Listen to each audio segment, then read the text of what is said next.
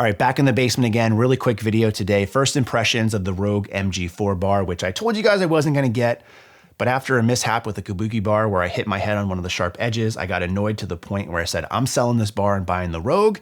And I went full bougie on this because this bar, as is, if you can imagine 2 more sets of handles, which I'll talk about in a second, cost me over $900. So right off the bat, even though this is the first impressions, I've had this bar for an hour, I'll do a more in-depth review comparing it to the Kabuki. I can say right now, it's not worth $900, but that's because I opted for a lot of the higher end finishes and more handles. So this bar as is retails for like $425. A lot of the stuff they offer in their proprietary matte black finish. I went stainless steel everything, which adds tremendously to the cost.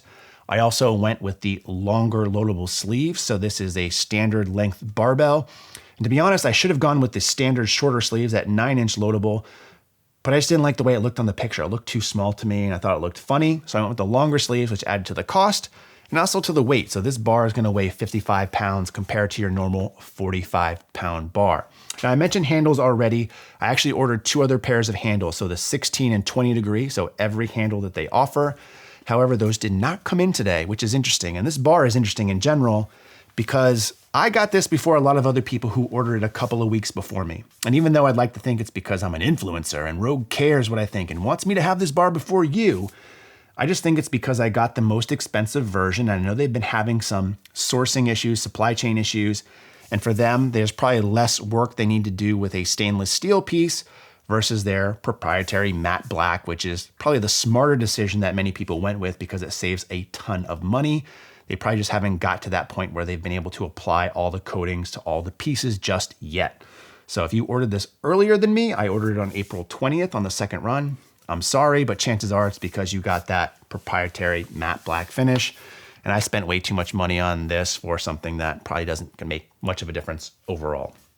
So first impressions with the initial handles, I've put them in the same place where my most used position on the Kabuki Cadillac bar is, which is the widest point possible where their handles are also fairly straight.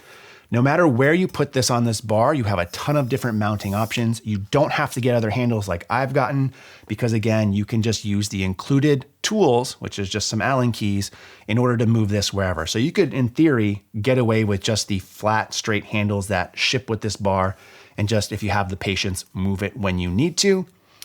I do not have that patience, as you guys know from watching me, so I'll eventually put the 16-degree ones here, the 20-degree ones in closer, but once I find those perfect spots, I will probably never move them again unless Rogue comes out with maybe some bigger diameter options, maybe some more aggressively knurled options or other freaky attachments, who knows. One of the benefits of this bar, I think, is that it will be modular, or again, you could get away with just using one single set of handles. Now, the sleeves themselves, like I mentioned, I went for the 15.5-inch version. They attach with a bolt, so this is very modular. So down the road, if you want to change your sleeves out, you could do that, or maybe they're going to come out with attachments or other uses for these. You just use the wrench that they're providing with you for this, and you can swap them out. In terms of the overall fit and finish of this, the stainless steel pieces are really nice, as they should be. It's an expensive bar. The actual frame of the bar itself is what I would expect from a specialty bar. And what I mean by that is if you take a look at the welds on this thing, they're nothing pretty by any means, but there's also nothing there that you're going to question if they're going to hold up. So they are what they are, and this is like a matte black type finish.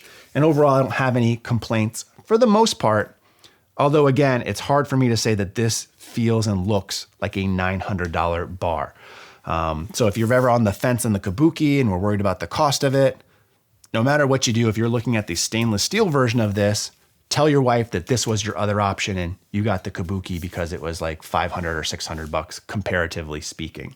Now again, obviously you can go with the standard finishes on this, but even then, I think that retails for $425 for just the very bare bones basic one. So after shipping and tax, you're probably still looking at around $500 all in.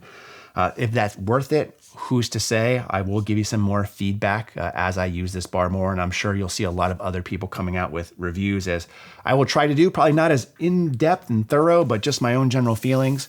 But the bar itself is nice. The price point for this version is not. But what I want you guys to do is leave it in the comment section below about what specifically you would like to see in a more thorough review. and I'll be sure to answer those in a follow-up video. In the meantime, as always, thanks so much for watching, and stay big.